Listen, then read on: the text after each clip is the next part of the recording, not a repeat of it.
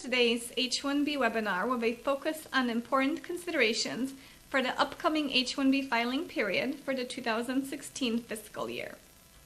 My name is Renee Burek, and I'm the Vice President and Senior Attorney at Immigration Law Associates, and I will be your presenter, along with our Associate Attorney Karen Medina-Zinn. Hello, everyone.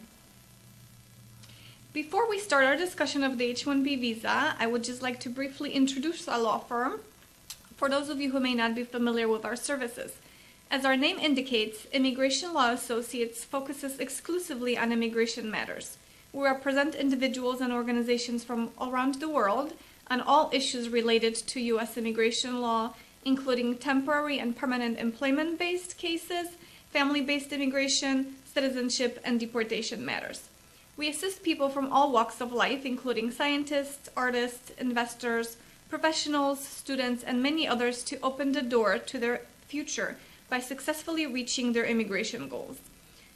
And we often see that one of these goals is being able to legally work in the United States, and the H-1B is one of the best options. And that is what our webinar will focus on today. So we will aim to provide you with a thorough understanding of the H-1B filing process and ensure that your organization is well prepared to handle this year's H-1B filing season, which will begin on April 1st. In particular, we will give an overview of the H-1B visa category and the H-1B cap and the lottery system. We will talk about the strategies and timelines for filing, as well as recent adjudication trends. We will place a special emphasis on challenging H-1B positions, such as business-related positions and cases where the employee is placed at a third-party site. Finally, since most prospective employees are currently working for the sponsoring OPT, we will discuss what happens when the OPT expires before the H-1B petition is adjudicated. Can the employee continue working for the employer while the H-1B case is pending? We will explain what the cap gap is and who may benefit from the extended OPT. Let's start with a basic overview of the H-1B visa. What is an H-1B visa? Who qualifies for it? Are there any restrictions? And so on. In its simplest form, the H-1B is a non-immigrant visa category. That means that it does not automatically lead to a green card that enables U.S. employers to temporarily employ foreign workers in a specialty occupation. And there are two main requirements. The first is that the offered position must be a specialty occupation, and second, the foreign national or the prospective employee must have a bachelor's degree or its equivalent in a closely related field. Certain people erroneously think that any position can qualify for an H-1B visa so long as there is an employer willing to sponsor them. Unfortunately, this is not true. Renee, can you explain us what does it mean for a position to be a specialty occupation? Well, the definition that's in the regulations states that a specialty occupation is any occupation that requires theoretical and practical application of a body of specialized knowledge and attainment of a bachelor's degree or higher in a specific specialty as a minimum requirement for entry into the occupation. In the simplest terms, that means that for a job to qualify for an H-1B, a bachelor's degree in a specific field must be required to do that particular job. So can you give us some examples of specialty occupations? Some of the most common H-1Bs that we see include such positions as engineers, various computer professionals like program analysts and software developers, industrial designers, various positions in technical sales, accountants, teachers, graphic designers, physical therapists, and so on. So as you can see from this list, H-1B jobs are those where everyone in that particular profession is expected to have a degree in a related field. So a good example is an architect. There's an expectation that an applicant would have a degree in architecture if he wants to work in that profession. Great. Can you give us some examples of jobs that will not meet the H-1B requirements? The most basic example would be a waitress with a PhD in linguistics. So even though this person is very highly educated and has a degree in a specific field, the job itself does not require a degree, so this position would not qualify for an H-1B. This also includes bookkeepers, general office managers, life insurance agents, or customer service representatives in non-technical fields. We also often see an issue with nurses because most states, including Illinois, do not require a bachelor's degree to issue a license for a nurse. Most states will accept an associate's degree. So for this reason, registered nurses do not qualify for an H-1B, but there could be some nurses, higher level management nurse positions or specialty care positions that may qualify. So, assuming that the offered position is a specialty occupation, what requirements must the employee meet in order to qualify for an H-1B? What documents will you need to review to assess the case? So the applicant or foreign employee must have a bachelor's degree or higher in a field that is specifically related to the offered position. So that means that either that person has a U.S. bachelor's degree or higher, or a foreign degree from their home country that's equivalent to a U.S. degree, or a combination of education and work experience that is equivalent to a U.S. bachelor's degree. And in most cases, USCIS will accept 3 years of experience in the field and considers that equal to 1 year of college level education. So for example, if someone has an associate's degree, so that's 2 years of education, and is missing the remaining 2 years towards a bachelor's degree, that person can use 6 years of experience to substitute for 2 years of education. In both cases where we have a foreign degree and also combination of education and work experience, we will need to obtain an evaluation to show that that person has the equivalent of a bachelor's degree. When we're assessing a case, we need to know not only the position that's being offered, but we also need to review the prospective employee's education credentials. So we need to show both the specialty occupation and the bachelor's degree in a specific field. Thank you. Are there any particular limitations when it comes to the H-1B visa? For example, can an H-1B employee work for more than one employer? Can they be self-employed? Can they easily change their employer? H-1B work authorization is limited to employment with the sponsoring employer. So that means that we can only work for the employer that files the H-1B petition for us. We're not able to accept income from any other source. And we're only authorized to work in the position and in the location that's specified on the petition. Self-employment is usually not allowed. Any material changes in the work conditions will require filing of an amended petition. So that means going from part-time to full-time or transferring to a new location. And definitely if we want to transfer employers, the new employer will need to file an H-1B petition for us. The foreign worker is able to work for more than one U.S. employer at a time, but separate H-1B petitions must be approved for each employer. And this is called concurrent employment. So for example, we could do a full-time H-1B for employer 1 and part-time H-1B for employer 2, or we could have 2 part-time H-1Bs for concurrent employment. But both employer 1 and employer 2 must have separate H-1B petitions for us. Thank you. Are there any consequences for changing employers and or changing positions and not notifying USCIS? Yes, and they can be very severe both for the employees and the employers. Employees may lose their H-1B status and not qualify for any kind of a benefit, and the employers could be penalized by having to pay fines or by an absolute prohibition on sponsoring any foreign national in the future. So to avoid this, we always advise our clients to let us know of any changes in their H-1B employment before the change takes place. Because that change may seem minor in the eyes of the employer, but it could be very significant in the eyes of USCIS. So please make sure that you're notifying your attorney of any changes in your H-1B employment. So if necessary, an amended petition can be filed before the change happens. So Renee, how long is the H-1B visa valid for? Normally, the H-1B is approved for a 3-year period, and then you're allowed to have one more 3-year extension, so a total of 6 years maximum. The time that you spend outside of the United States does not count towards the 6-year limit. We can recapture any time that you're outside of the United States, whether it's for personal reasons on a vacation or you're traveling for business purposes. All of that time can be recaptured and added onto the 6-year period. Renee, but I hear all the time that people stay in H-1B status for several years, more than 6 years. Are there any exceptions to the 6-year limit? There are two situations when extensions beyond 6 years are allowed, and they both require that the employer file a permanent residence case on our behalf. In the first situation, where we have a perm application that has been filed at least 365 days prior to the date the 6 years of the H-1B expires, in that situation we get a 1-year extension.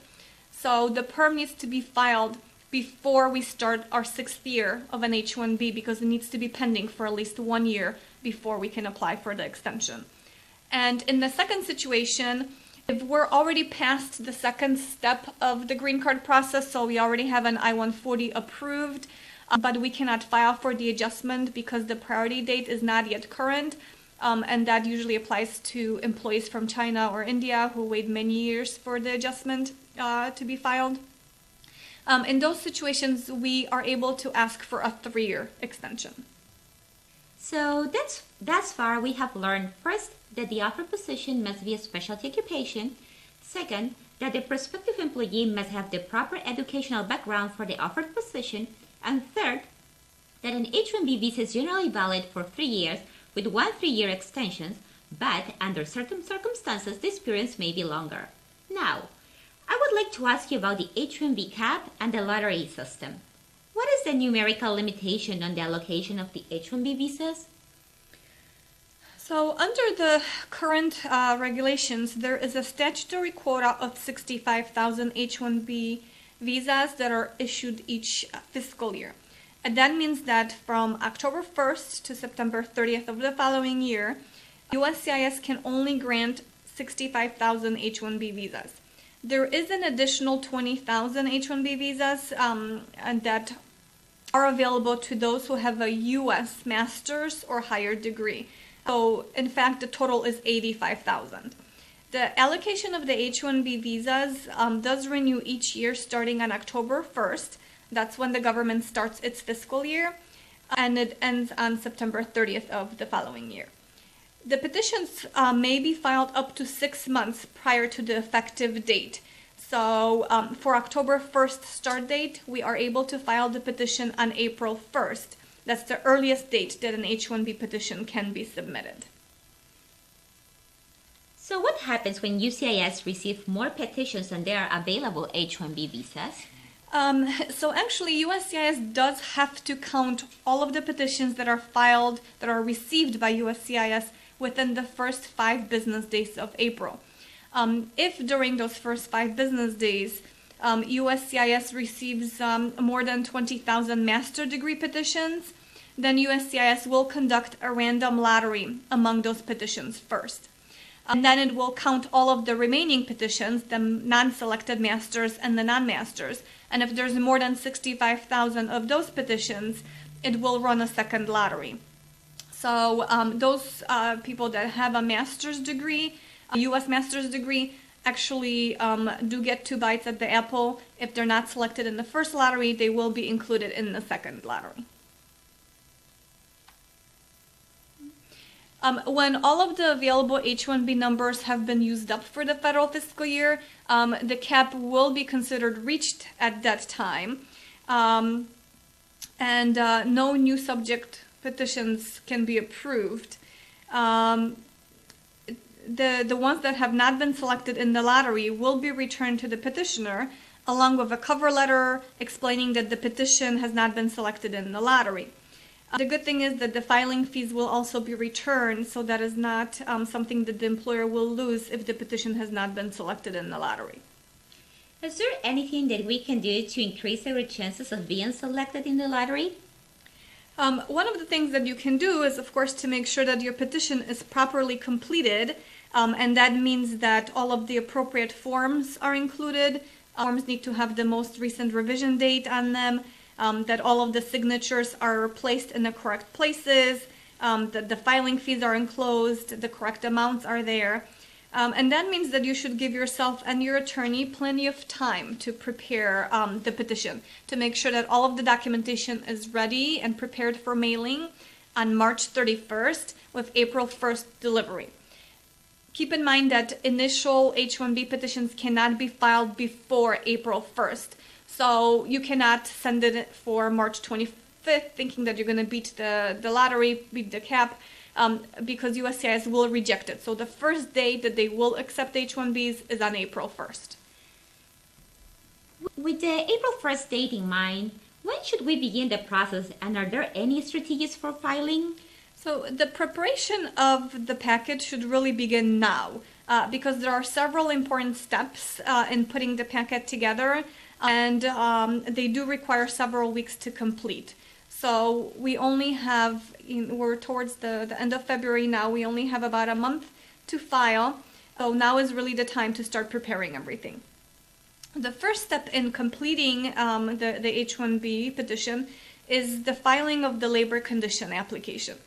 So this step requires that the employer complete the ETA 9035, the labor condition application, that it posts the LCA at all of the work sites. So if somebody's going to work at 2 or 3 different work sites, the LCA needs to be posted at each work site.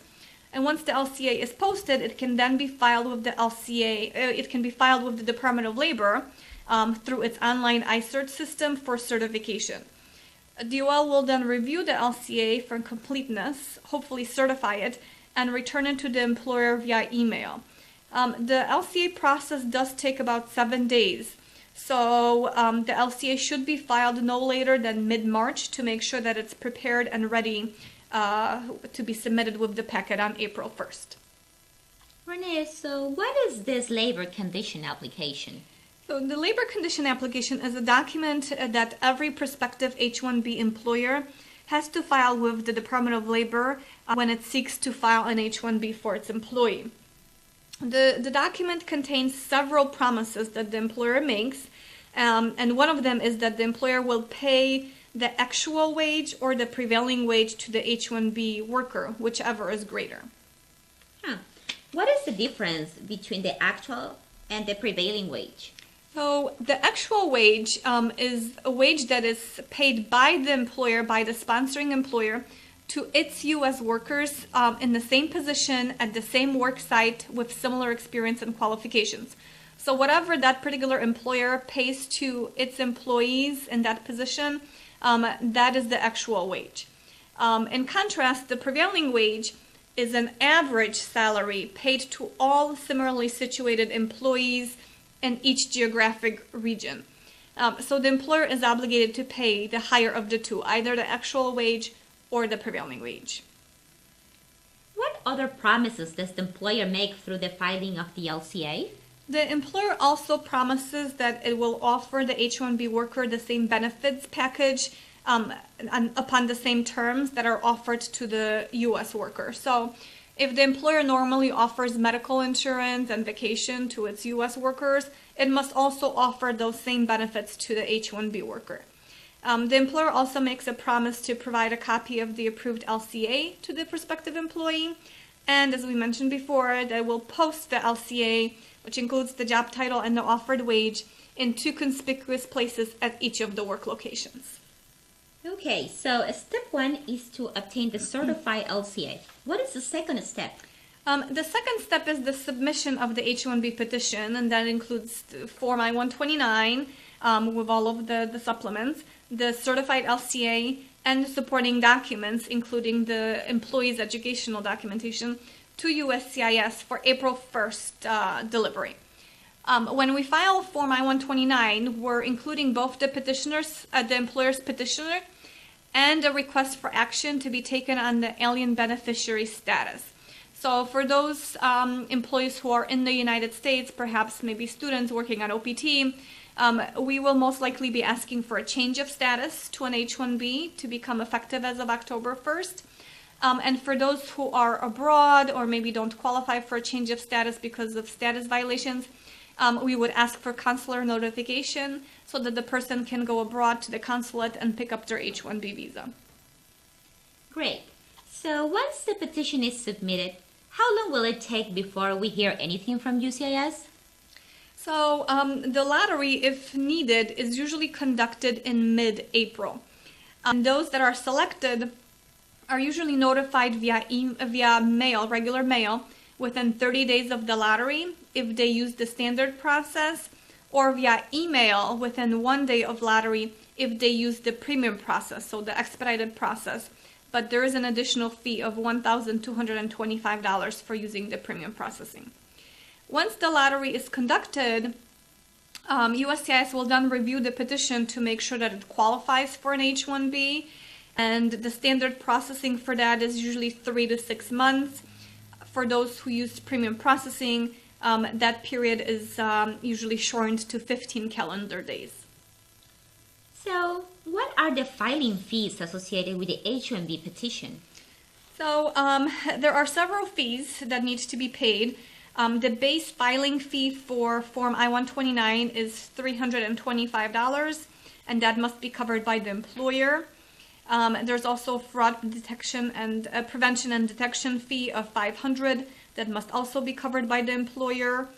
The EQIA fee, $750 if the petitioner has 25 or less employees, or $1,500 if the petitioner has more than 25 employees. And again, this is an employer expense. As we mentioned before, there is a premium processing fee of $1,225, and this is of course optional. And this, whether the employee or the employer needs to cover this, depends on who gets the benefit.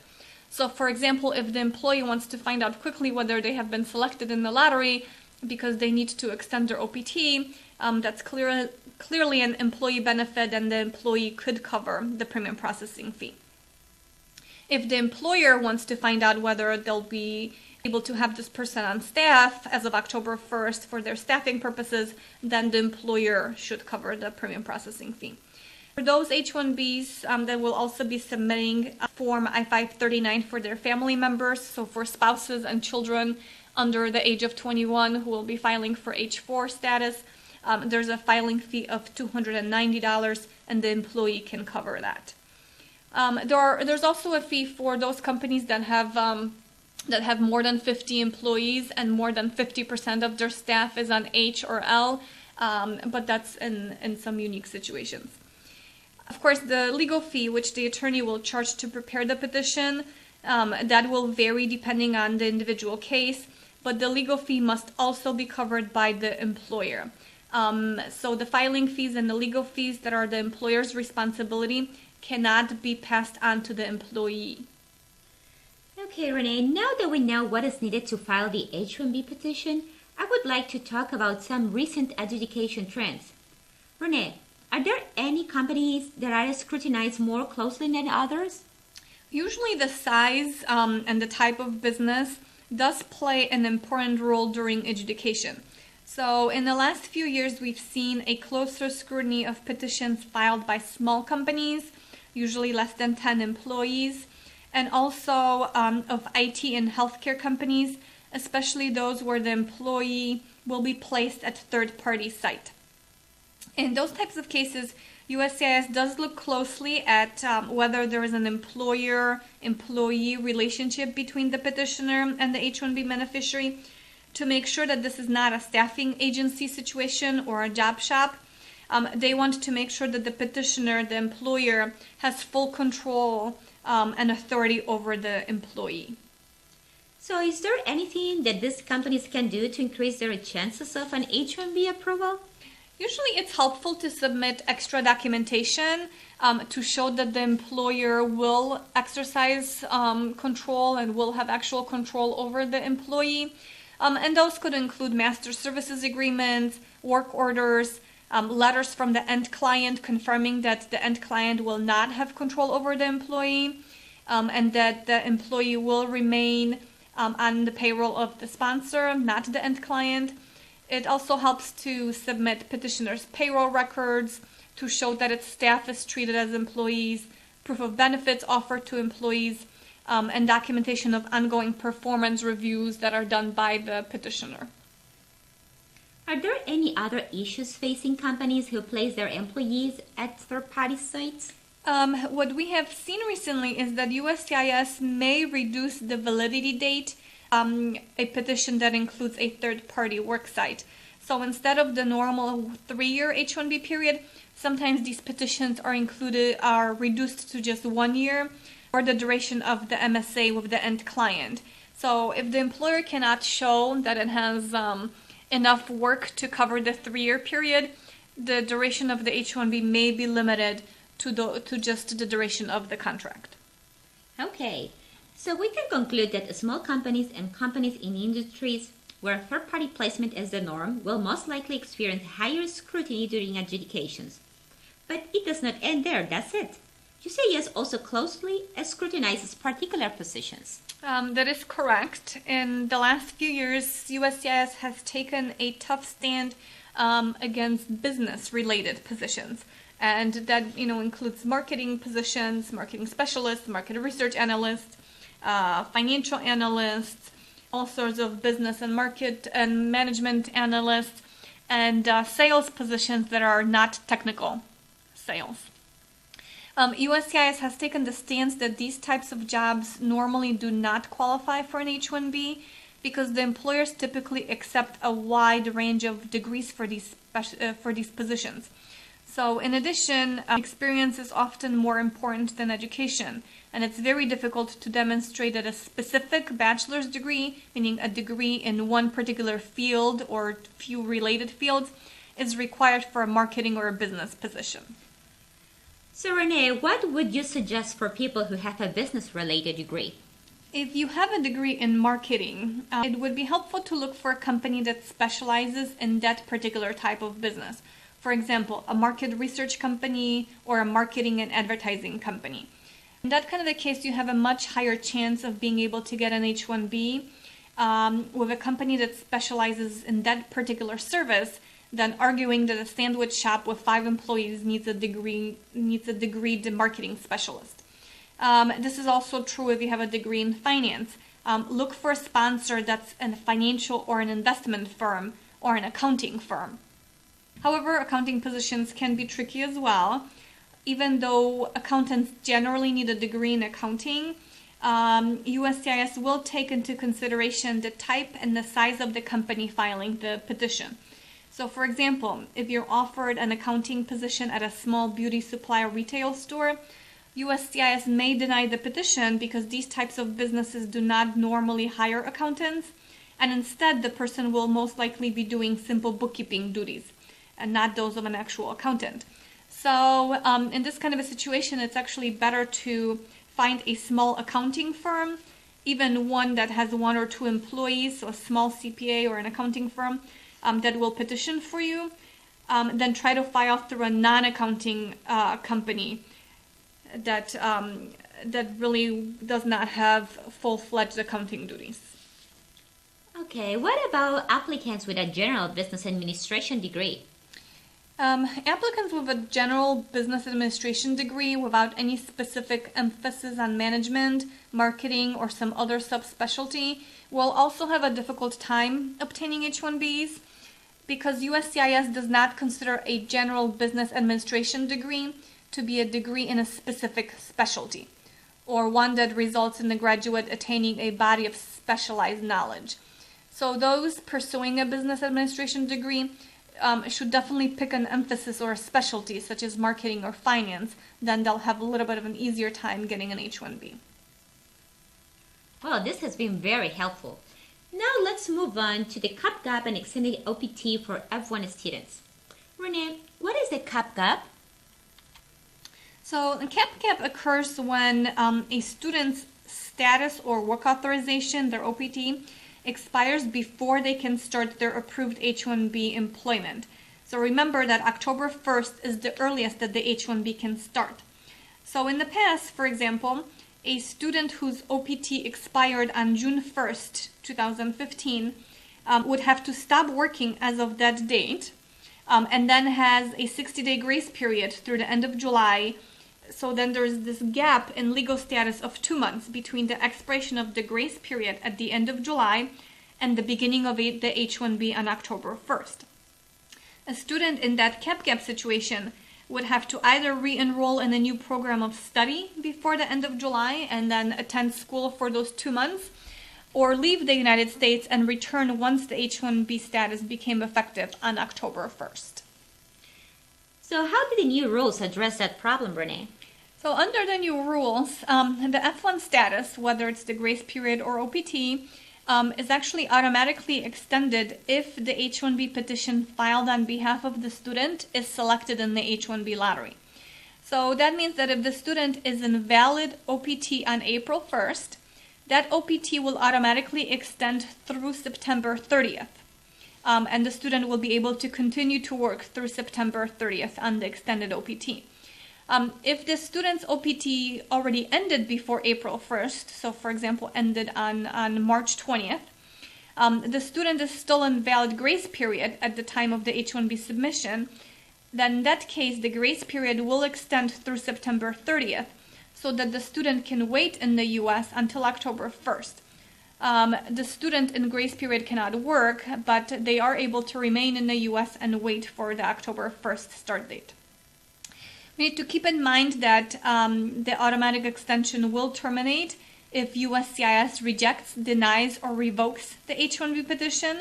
But as of the date of the decision, the student will have an additional 60-day grace period to either leave the United States or re-enroll in school. Are there any recommendations we can provide to students in the CAP-GAP situation? So those students whose OPT or grace period expires in early April or early May should use premium processing if at all possible for their H-1B. Because you want to make sure that you have been selected in the lottery so you can either continue to work or your grace period can be extended. And if you have not been selected in the lottery, then you will only have 60 days to re-enroll in school or leave the country. So it's recommended to use premium processing so that you find out as soon as possible whether you have been selected or not. The other thing that's really important to remember is that students who are covered by the CAP-GAP extension should not travel during the CAP-GAP. So the CAP-GAP extension does allow you to stay in the United States and to work in the United States if your OPT has been extended, but it does not allow you to travel. So if you leave the United States during your CAP-GAP extension, you will not be able to return until 10 days before October 1st. If you have been selected in the H-1B lottery, you should also notify your DSO of the selection. You should bring your H-1B receipt to your DSO so that your CVIS can be updated and you can receive a new I-20 with the extended OPT annotation. Okay, so there has been a lot of valuable information. If we were to review the 10 most important takeaways from today's webinar, what would they be, Renee? So number one would be that you should start the preparation of your H-1B now to make sure that it is ready for filing on April 1st. As we mentioned before, the LCA should be filed by mid-March. There are documents that need to be prepared before that, so now is the time to get started. Number two, keep in mind that to qualify for an H-1B, the offered position must require a degree in a specific field, and the employee must have that particular degree. So both requirements have to be met to qualify for an H-1B. Number three, USCIS will start accepting H-1B petitions for the October 1st start date on April 1st. So you cannot file before April 1st, but you should file exactly on April 1st to make sure that you have the highest chance of being selected in the lottery. Number four, if you have a degree from a foreign country, or if you're going to rely on a combination of education and experience, you must obtain an evaluation, and that must be done before you can submit your H-1B. So another good reason to start the preparation now. Number five, if the employer is a small company or one that places employees at third-party work sites, additional documentation may be required. So the petition should be well prepared and documented with enough work to cover the entire 3-year period. Another important takeaway is that if you have a business-related degree, you should be looking for a sponsor that offers services in that particular business specialty. Number seven, the employers are responsible for covering the H-1B filing fees and legal fees, and those fees cannot be passed on to the employee. Number 8, if you are a student and your OPT expires in early April or May, you should use premium processing for your H-1B. And number 9, if you consult with, that you should consult with your attorney regarding any travel plans that you may have while the H-1B is pending, because this could affect your cap extension and may affect your ability to come back. So make sure that you consult with your attorney before you make any travel plans. And then the final takeaway, the final important point to remember, is that once you start your H-1B employment, you should notify your attorney of any changes before they take effect in case an amendment is needed. So you want to make sure that an amended petition or transfer petition is filed before the change happens, if necessary. Great points, Renee. This concludes our discussion for today. Thank you everyone for listening. We invite everyone to email or call us with any questions that you may have. We welcome the opportunity to speak with you personally to assess your immigration options and to suggest the best route for achieving your immigration goals. You can reach us at 847-763-8500 or through email, which is listed on the slides. Thank you for your attention.